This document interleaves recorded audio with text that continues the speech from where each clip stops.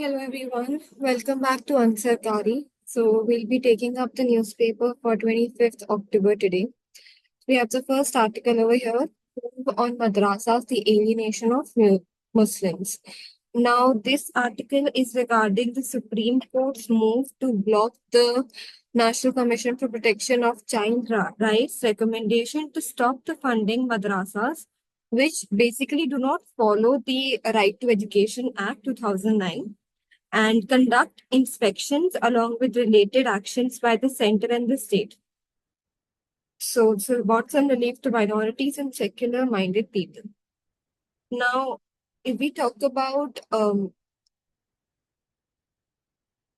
the existence and the growth of India, so that is dependent upon its unity in diversity. And religious leaders or people who belong to all faith, they would understand the pluralistic context of this nation. So what reforms are necessary in order to modernize a madrasa education and address public perceptions? If we talk about that, so first of all, madrasa is basically, in Arabic, it means an school and nothing else. So over here to modernize, we can talk about curriculum integration, where we introduce a balanced curriculum which combines religious studies with modern subjects. So instead of focusing just on religious aspect, we could focus upon making it more alienated with the normal education modern subjects like science, mathematics, and social studies. Then we have teacher training and certification, where the teachers in madrasas, they receive proper training with the modern subjects. Then infrastructure development, where we would improve the facilities to have a conducive learning environment. Uske baad also awareness, where we have awareness campaigns to inform the community about the value of modernizing madrasa in education. So if we talk about the history of madrasas, so this was established long ago during the Delhi Sultanate and was also patronized by the Khilji and Tughlaq dynasty. And they instrumentalized the practice to educate women and slaves in the arts, science, and handicrafts. And later in other regions of India, particularly Kerala, so Christian domination was widely established in schools next to churches, not only for the children of their own community, but also for those who wanted to learn. So that is where the concept of madrasa arised more. And also freedom of religion is constitutional. So madrasas can have a proper integration in order to provide education rather than focusing just on the religious aspect of the education. So this is what the article is mostly talking about.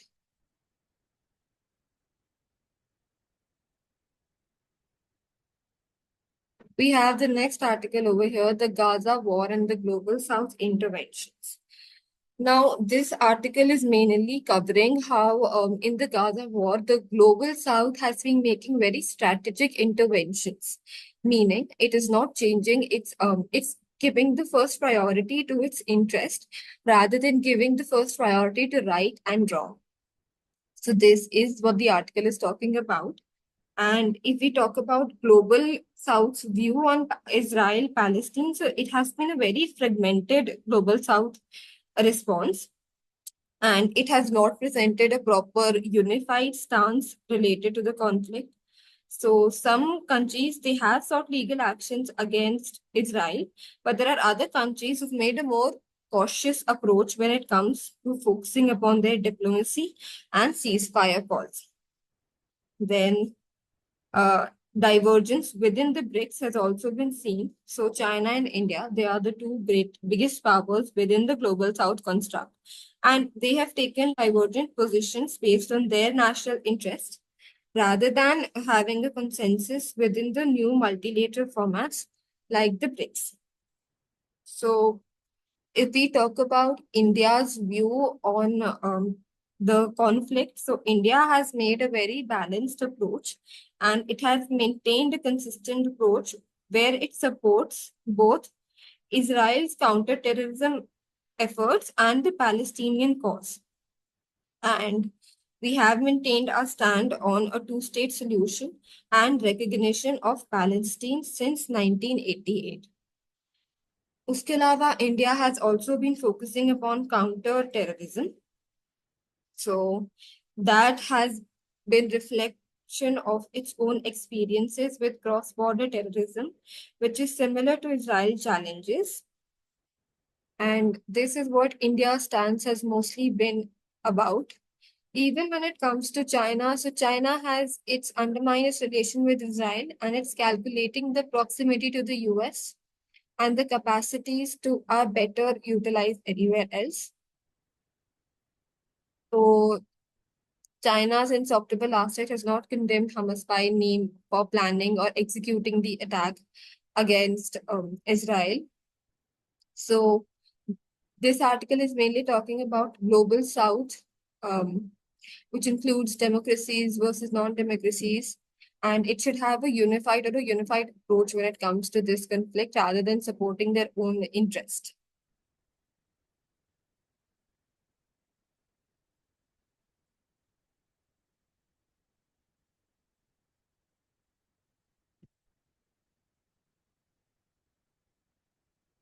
Then we have the next article over here, which is talking about meal costs, which are rising faster than the earnings. Now, this article is in regard with how meal cost, how a one plate has risen, the cost of maintaining a proper healthy diet plate has risen to about 52% from last year. And this is in relation with Maharashtra and how the cost of a healthy diet that has risen faster than the wages and salaries. So if we talk about salaries, it have increased in the range of 9 to 10%, whereas the cost of maintaining a healthy diet that is increased 52%, which is much more than the increase in wages. So the rise in the thali prices that can be directly linked with the increase in the cost of vegetables. So we talk about tomato, potato, garlic. They've notably surged during this period and they've seen a much more increase. So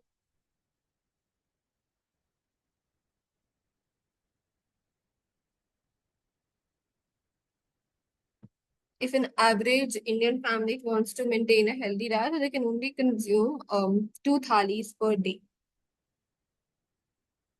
And this is showing the graphs of how the commodities, tur dal, sunflower oil, they have seen an increase. And the graph on the other side are talking about the average wage and salary increased.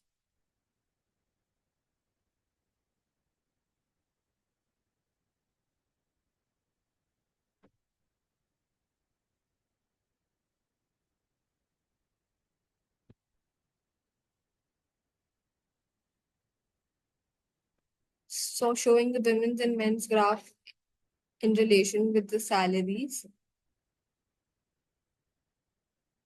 So the cost when considered as a share of wages earned from increased from 22.6% of male casual labor monthly earnings to 31%. So it was an 8.8 point increase only.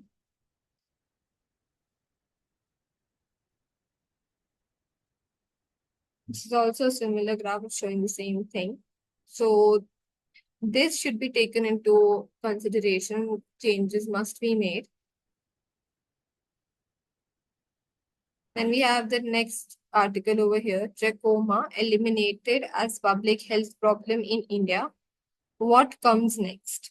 So if we talk about trachoma, so trachoma is basically a contagious bacterial eye infection, which is caused by Chlamydia trachomatis, and it can lead to irreversible blindness if it is left untreated. Now, it spreads through contact with eyes, eyelids, nose, or throat secretions of infected individual. And it was a leading cause of blindness in India during 1950s and 60s. Then we had National Trachoma Control Program in 1963, which was later integrated into the National Program for Control of Blindness. And by 1971, trachoma had caused 5% of blindness in India, which is now reduced to less than 1% through the National Program for Control of Blindness and Visual Impairment, as well as the WHO SAFE strategy. And India was declared free of trachoma in 2017. So WHO, it classifies trachoma as one of the 20 neglected tropical disease, which it seeks to eliminate by 2030. And elimination of trachoma as a public health problem, it does not mean that the disease and transmission have been eliminated. So negligible to zero transmission are seen in India in polio, measles, and guinea worm infection levels. So that has not been achieved. However, there has been a considerable decrease in the trachoma infections. So the National Program for Control of Blindness and Visual Impairment that conducts surveys related at least once a decade across all districts to detect any new cases and prevent the resurgence of the disease.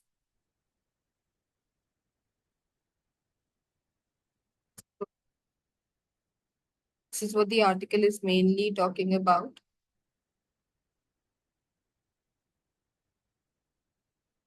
Then we have the next article. Why did the central government sanction a 50% hike in price of commonly used drugs? So the National Pharmaceutical Pricing Authority of India, it has increased the prices of 8 drugs, which are comprising medications for common diseases. So this includes asthma, tuberculosis, bipolar disorder, glaucoma, among others. And the prices have been increased by almost 50%.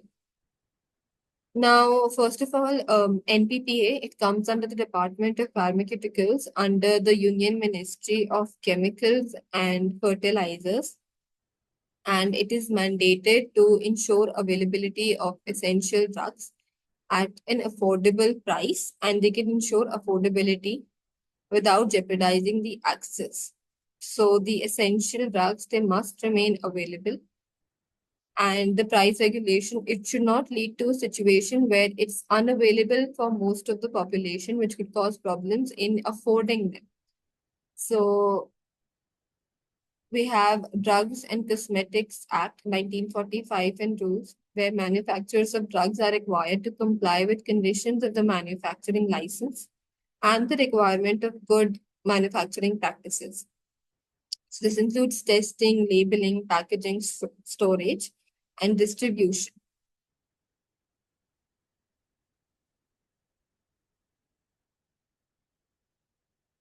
So this is what the article mostly talked about. And how the most of the drugs are low cost and generally they're used first in line in treatment, which is crucial to the public health programs. So they should not be so much high that they're not affordable by the nature of the population, rather in a comfortable position so that they can easily be affordable and people could use it.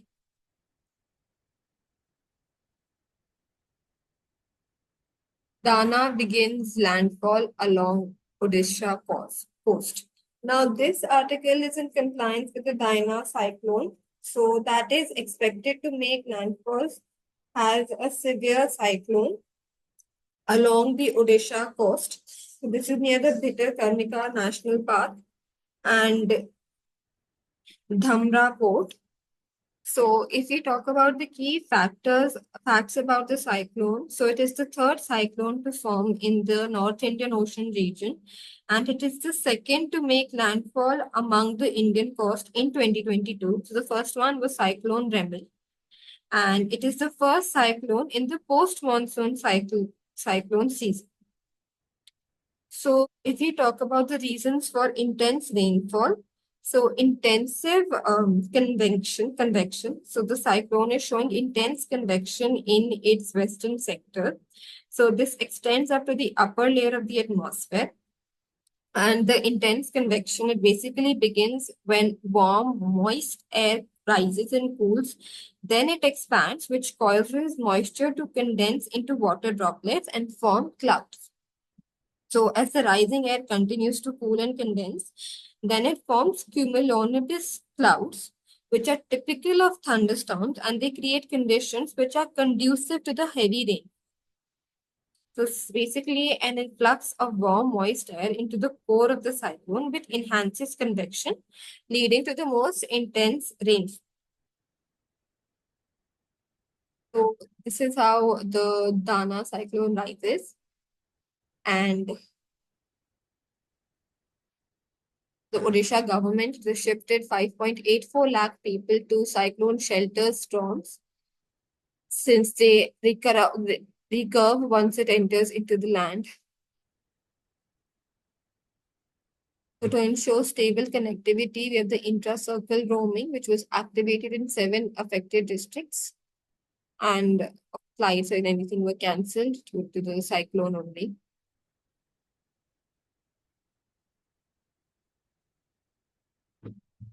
Not another BRICS in the war.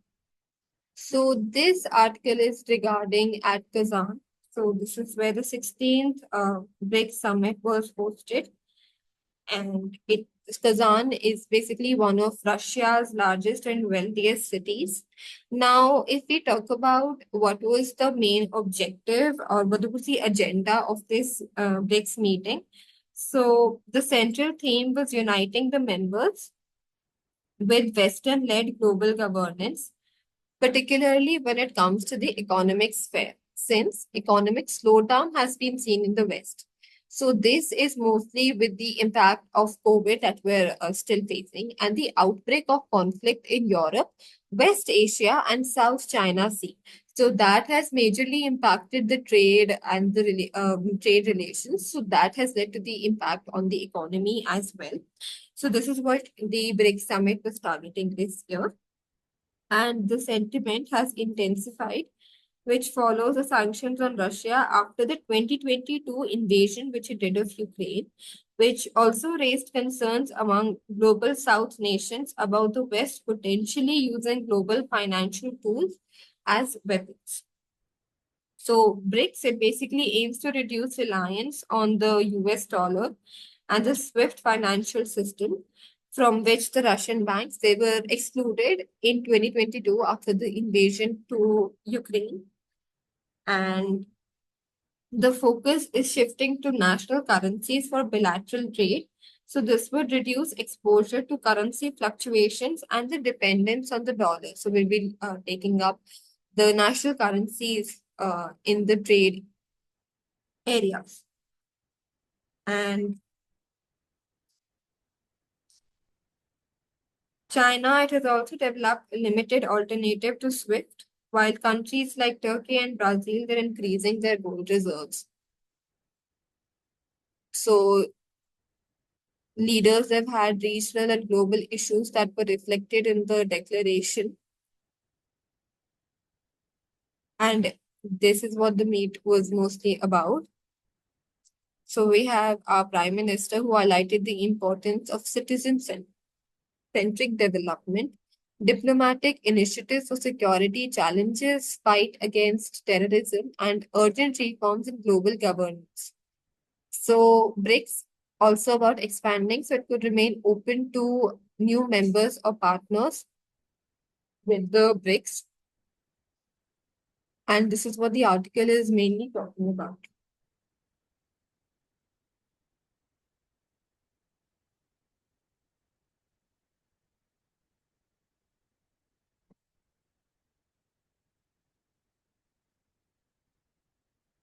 Then we have the next article over here. So this article is mainly regarding the family growth, which can ensure India its demographic advantage for an extended period. So this article is emphasizing on the importance from shifting to the population control to population management. So instead of focusing upon population control, a country like India should now focus on population management. this is because so that it does not end up like countries from Southern Europe, Japan, or China, where the old age people they have high number and we don't have any young generation coming up. So India, it can look forward to the potential benefits of a demographic dividend. And if we talk about the decline in the total fertility rate of 2.1, so that is considered necessary for population stability. However, our current TFR, it stands at 2.0. So below 2.1, it indicates that current generations are not reproducing enough children to replace themselves. So this could arise to situations like Japan, China, and even some countries of the Southern Europe.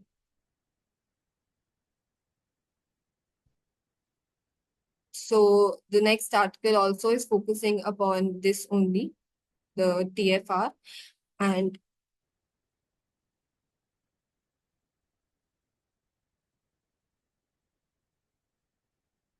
this is what both the articles were focusing upon, how we should now shift our focus from population control to population management in order to improve or in order to not lead to situations where we're facing problems as a country.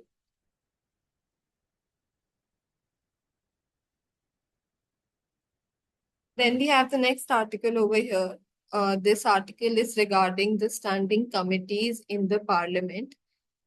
So this is saying how the average number of days parliament sits annually has gone down from the 135 days in the first Lok Sabha to 55 days in the 17th Lok Sabha. So from 2019 to 2024. So what happens when Lok Sabha is not in session? So that is when we have the standing committees who were recently reconstituted and their chairpersons were appointed. So the standing committee, it has three vital ministries. So this is minority affairs, tribal affairs, and social justice and empowerment.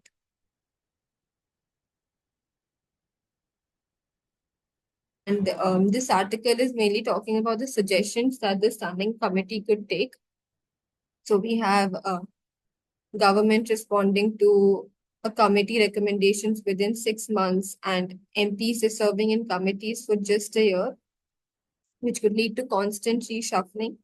Then having a parliamentary committee on national economy, which should be reformed, and the responsibility of a parliament while passing constitution bills, and having a pre-budget scrutiny and proper examination of demands of grants, focusing upon what all the standing committee can focus upon while the parliament Lok Sabha is not in session.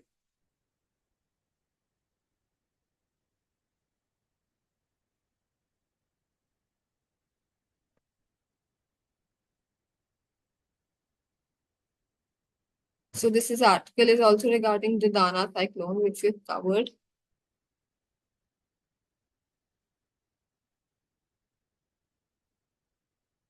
Please go through that map which is given there. Sure. So as we've covered, this article, this map is talking about the path of the cyclone Dana. So how it would hit the coast of the Dhamra Port and Pitakarna National Park. And this is where uncertainty might arise in the state of Odisha. So that is why it is referred to as landfall.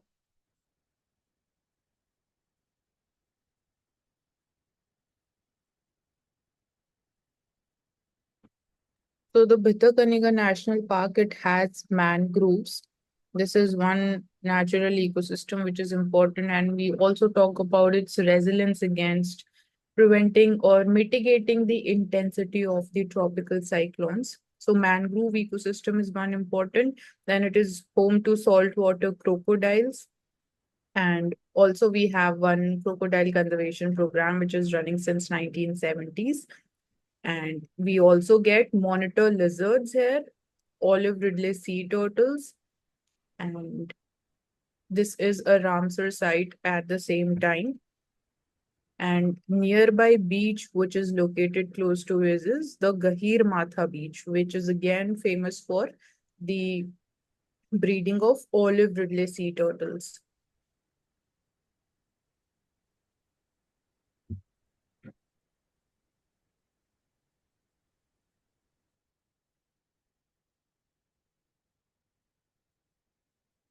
And we have the next article over here. North Korean troops aligning with Russia against Ukraine. So this is what uh, how the US it has accused North Korea of dispatching troops to help Russia in its war against Ukraine.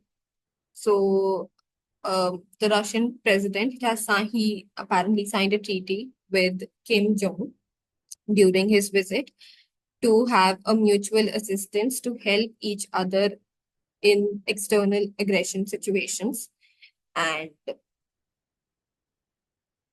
how North Korea would benefit from it. So it would benefit how the troops would gain more experience and insight from battlefield operations, and Russia would obviously benefit by with having more power.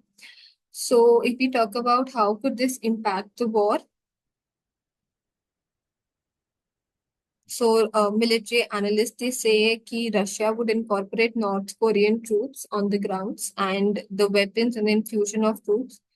It would help prolonging the conflict.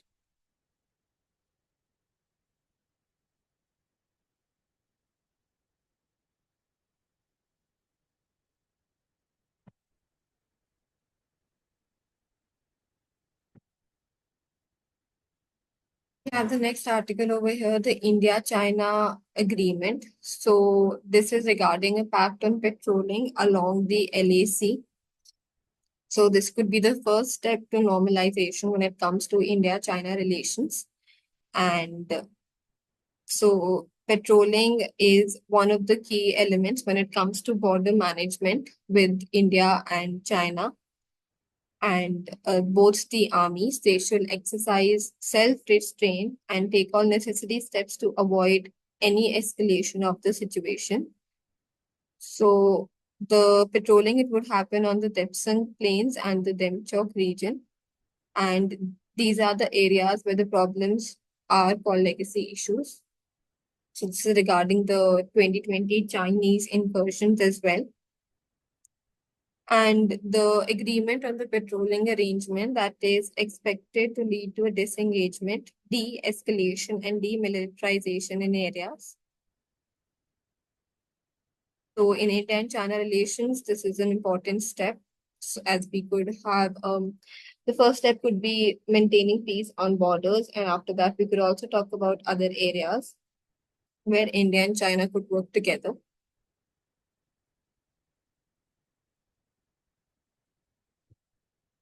So So, this in is this context, we can talk about the reforms needed in our Panchsheel principles, which are the five important principles of peaceful coexistence, particularly when we are focusing upon the India China relations. So, one, the first principle is of mutual respect for sovereignty and territorial integrity. So, in this, we need to reinforce and modernize our commitment to clear boundaries in the border management to again reduce the tensions related to disputed areas, specifically Ladakh, Doklam, and the Arunachal Pradesh, which is the eastern sector. Then principle of mutual non-aggression. So strengthening upon the non-aggression through confidence building measures along the LAC. Third is principle of mutual non-interference in internal affairs. So adopting more transparent approach to regional influence and diplomatic initiatives. Then particularly in this, we like when it comes to mutual non-interference in internal affairs. So firstly is the India's concerns related to our sovereignty and territorial integrity related to BRI passing through POK, and secondly the issue related to Dalai Lama. Then fourth is the principle of equality and mutual benefit. So in this, ensuring the economic parity and balanced trade relations, on which again India is definitely focusing upon reducing the imports from China, but we have not been able to do so. Fifth is principle of peaceful coexistence. So updating the principle to prioritize our collaborative multilateralism in the global governance and climate action, also given the changing geopolitics. So that's how we can talk about the reforms in this Panchsheel framework.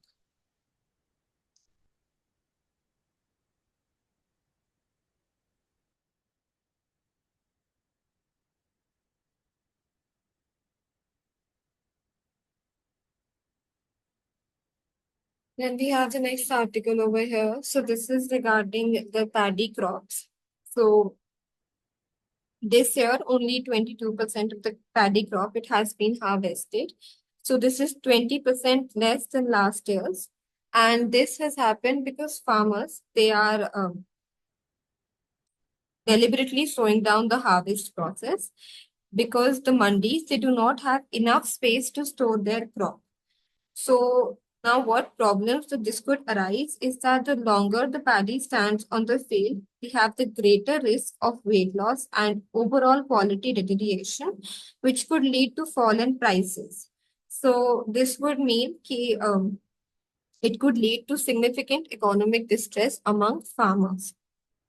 And this explains the situation in Punjab. So we have lack storage space. Then we have certain privately developed hybrid varieties. So they have seemingly inundated the market this year, and these hybrid they're not recommended, and they're responsible for lower milling out turn ratio than what the FCI standards demand. So this is also making them lose making prepositions. Also from problems from labor or arhityas. So they are basically the middlemen in the process and they demand a compensation of 2.5% in crops now. This is also leading to problems. Now, how can the crisis be managed? So the government, it needs to find temporary storage solutions for the paddy crops, and this would require better coordination between procurement agencies, networks, and storage facilities, as well as the payment of Ahitya Commission, and also addressing the labor demands. So overall, we can say we need warehousing facilities. So in this, for example, we have the public-private partnership for mega food storage plants. And then again, cold storages are also important to prevent the wastage of the food grains. Apart from this, we have the state warehousing corporations. Role of FCI is important. So the Department of Food Distribution becomes significant. So whether it is related to licensing, e-receipts, giving loans on the basis of those e-receipts, they can help. So more digitization can help in all this institutional management for particularly food security and prevention of price volatility at the same time. So apart from this, we have the agriculture infrastructure fund also to take care of the financial needs.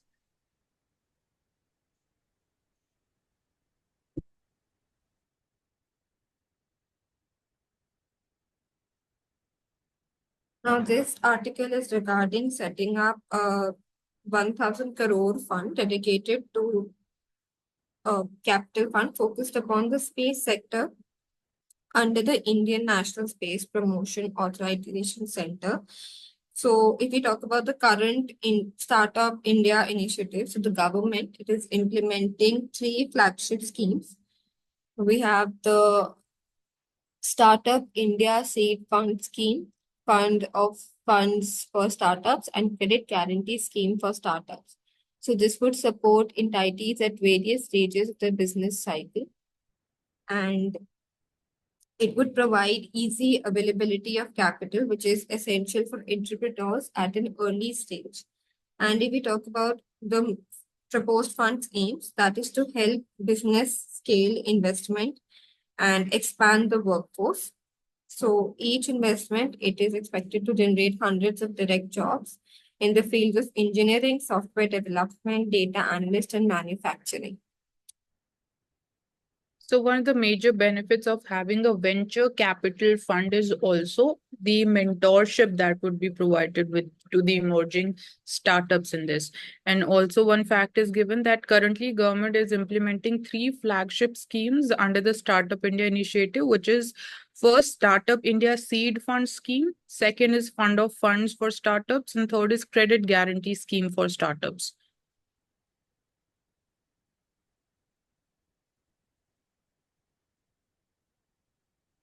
We have this article which is talking about approving two rail projects which would cover Andhra Pradesh and Telangana and Bihar and it will be completed in the next 4 years.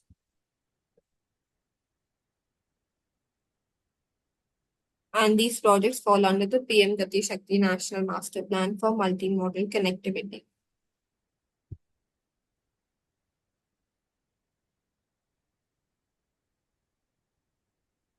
And we have the next article, India to take lead in AI solutions. Keshav Bani, he expressed how the nation, it has significant strides in the intelligence market and that also India, it has the best digital connectivity across 4G and 5G and broadband after US and China. So when it comes to leading in AI, artificial intelligence, we need to have a AI model technology, which India already has. So data, massive quantities of data, and then comes the AI infrastructure. So India could possibly have and proper intelligence market for the article is talking about.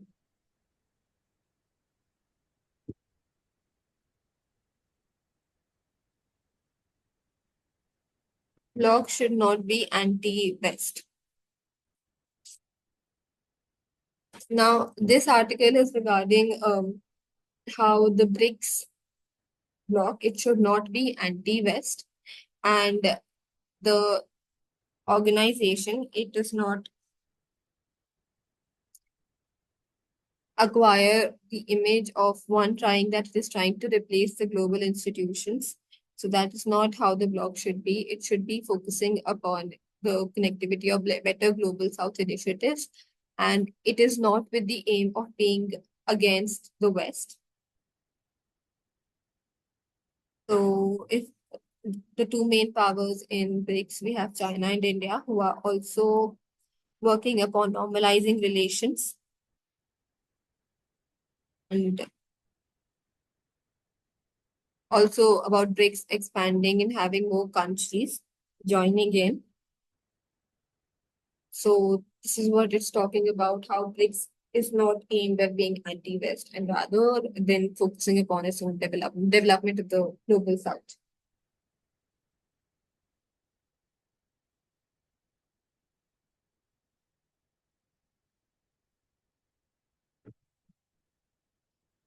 Now this article is regarding the economic slowdown. So India has seen an economic slowdown, though this is not by much. So this could be due to the conflict in the West Asia, and which is also affecting the entire global economy rather than just India.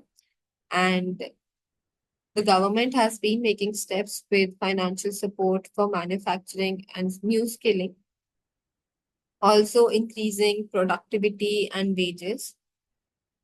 So that come from investment of human scale capital.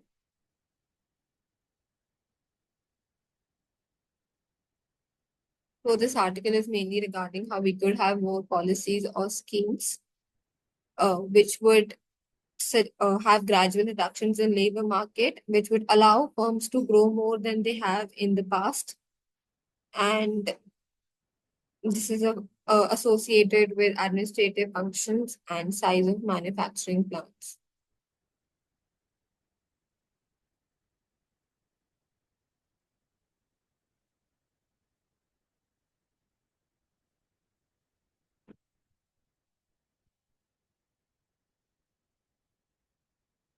Officer competency model draws from PM's Man Ki Baat. Now, this article is regarding the Capacity Building Commission, which was constituted by the government 3 years ago. And this model, it has four resolutions. So, Vikas, development, Garv, pride, Kartavya, duty, and Ekta, which is unity. And all of these models, they would be focusing upon having four resolutions. So it has been designed to ensure accountability among the civil servants and enhance performance, citizen-centric and tech-enabled governance with future.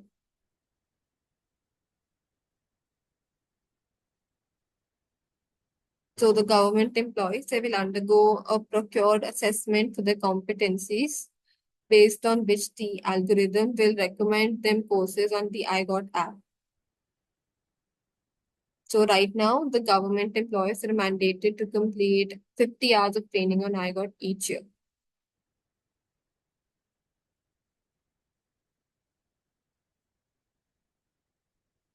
Why is India aging so fast? Now, as we've covered above, how India is aging more faster, we have more of the older population when it comes to comparing with the newer generation.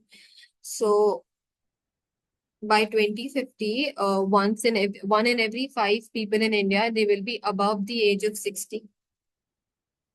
And it's time for India to shift from population control to population management, as we covered above. So this is what the article is also talking about. So Sanjeev Khanna, he would be the new Chief Justice of India after TY Chandrachud, and he would demit the office as he's attaining the age of 65, and he had taken over on 8th November 2022. So Sanjeev Khanna, he would have a tenure of little over 6 months, and he would demit the office on 13th May.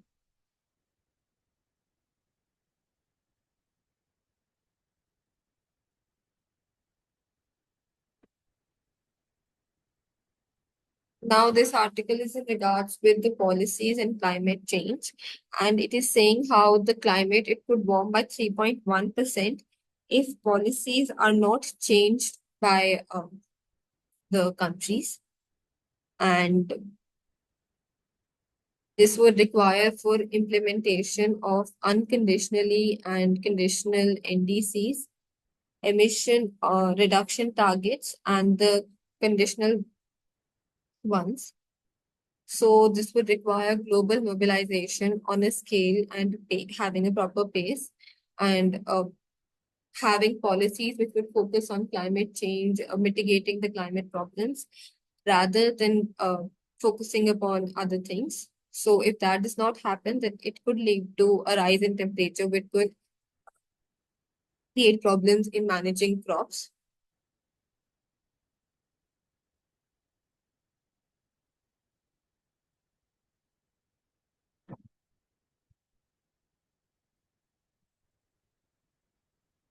Then we have the next article, no inland terminals near major ports. So this article is regarding how the government is planning to restrict the development of inland water terminals near the major ports to project the economic interest. And it basically exhibit the IWTs.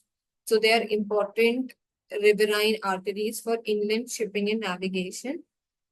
And right now, India has around 50 IWTs, and as the new ones approved waterways, they're readied for cargo handling.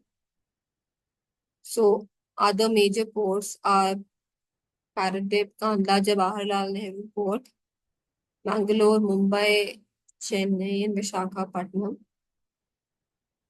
So the plan is to exhibit the development, but also ensure that we have complement seaports.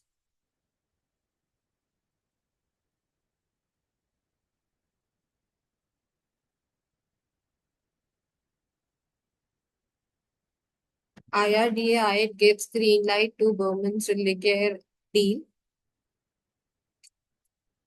Talk about IRDI. So it's an insurance for all, has a vision of by 2047, where it has insurance for all by 2047, in which every citizen has an appropriate life, health, property insurance cover, and every enterprise is supported by the appropriate insurance solution. And it basically aims to make India insurance sector globally attractive. So this vision, it has three pillars where it would have insurance customers, which are the policy holders, insurance providers, then we have insurance distributors. These are the intermediaries. And focus areas of the vision are mostly making available the right products to the right customers and having a robust grievance redressal mechanism, which will also facilitate ease of doing business in the insurance sector and having competition and distribution efficiencies while mainstreaming technology and moving towards principle-based regulatory regime. So this would have significance as it would all the people would have access to affordable insurance policy, which would cover health, life, property, and accidents. And they would also offer faster claim settlement. What the main goal of IRDAI is when it comes to 2047 vision.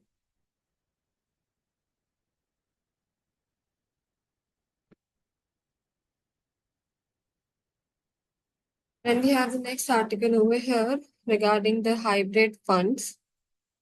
So this is talking about how in hybrid funds managing risk is important when it comes to optimal returns over long term, so that the financial goals of an investors they are met within the time, and also how the fund managers they should know the risk by focusing upon the right sector and stocks by taking calculated steps and making decisions when it comes to fundamentals instead of having a market narrative.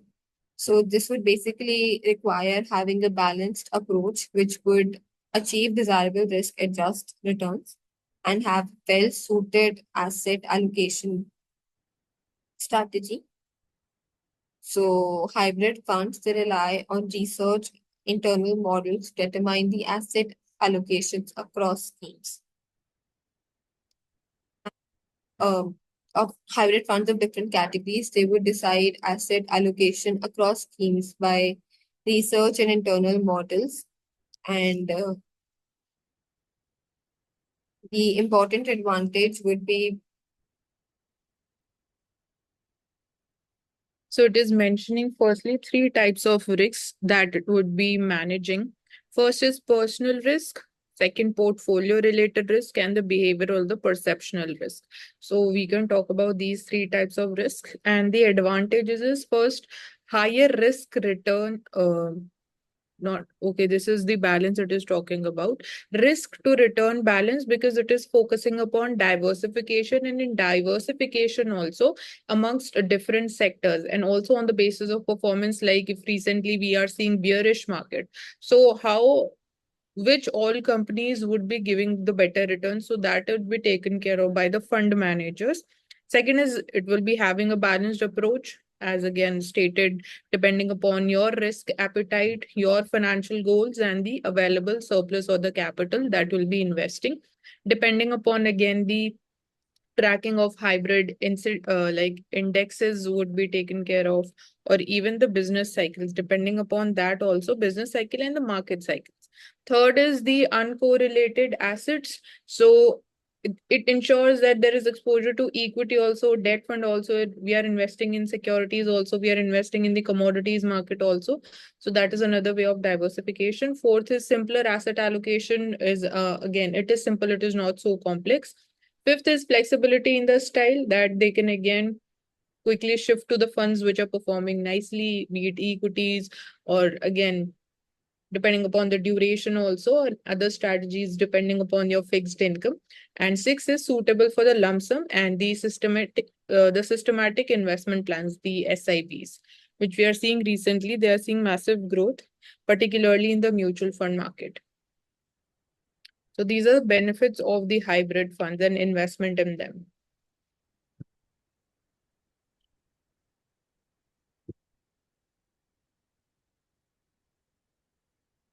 Edie, can you take up this article?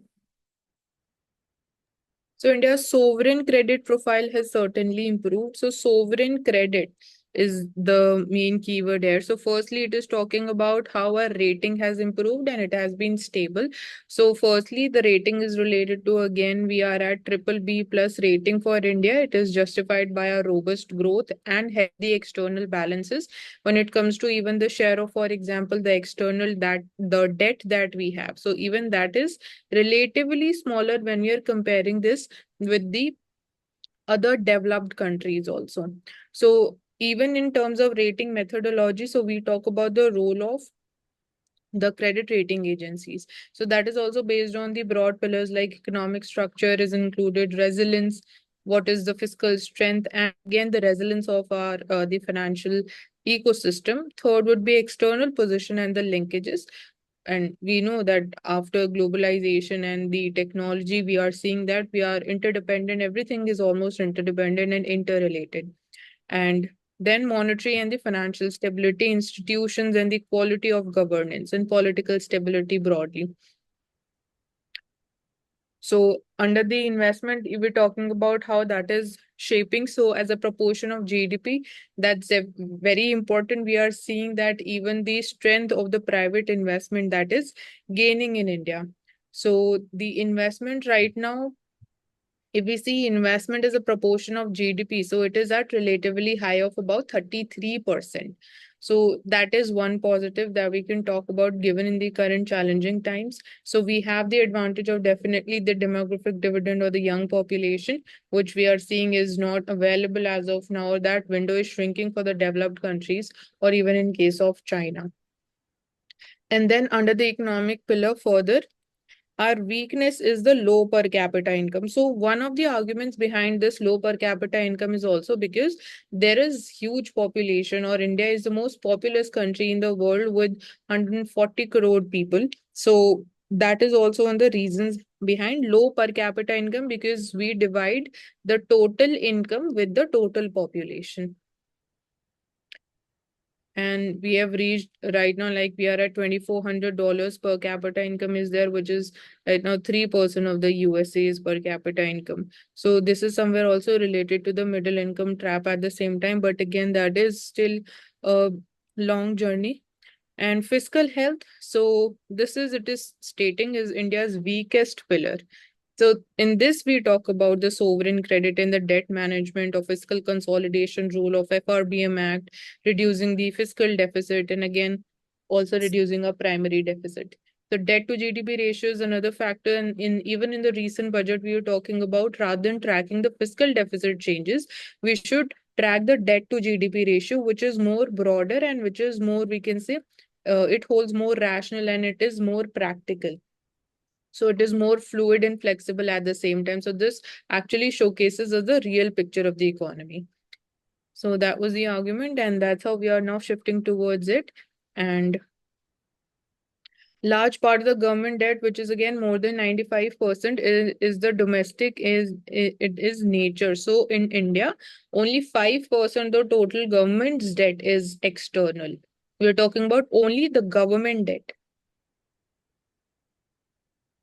And in terms of external position, the pillar of strength for the economy, uh, how it is a strength is in terms of external debt to GDP. That is one factor. And for example, if we look this at this ratio for other countries, in India, debt to GDP ratio is around 19%. Mexico, it is 44, Peru 35, Indonesia, it is 34%. So India is at competitive level in this case. And also the short-term debt is also low in India. So even this reduces the volatility which is associated with, again, the short-term debt particularly. So it is at a comfortable position of 1.3. And recently we have seen that we have again made a record of forex reserves hitting $700 billion, which provides us the cover for 10 months of imports. So this brings it in a more safer position. And India's current account deficit is again expected to remain in a range of 1.2% of the GDP. So even that we are trying to ensure it remains at the lower level.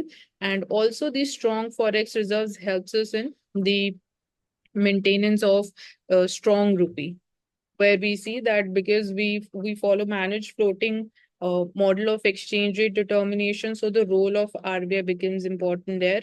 Like recently we are seeing the pressure of huge amount of capital outflow, and that capital being invested in China, or even because of the reasons of elections in the US.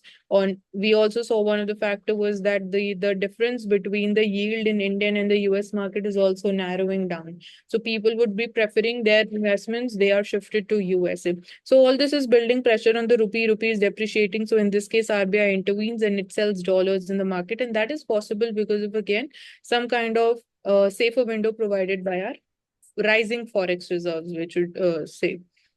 So we have healthy legislative and executive institutions, strong regulatory bodies. So here we can talk about the importance of all these social institutions, as we saw that recently this year the Nobel Prize in Economics was given to this recognition that the social institutions play a very important role in economic growth and development. So even that can be seen in India.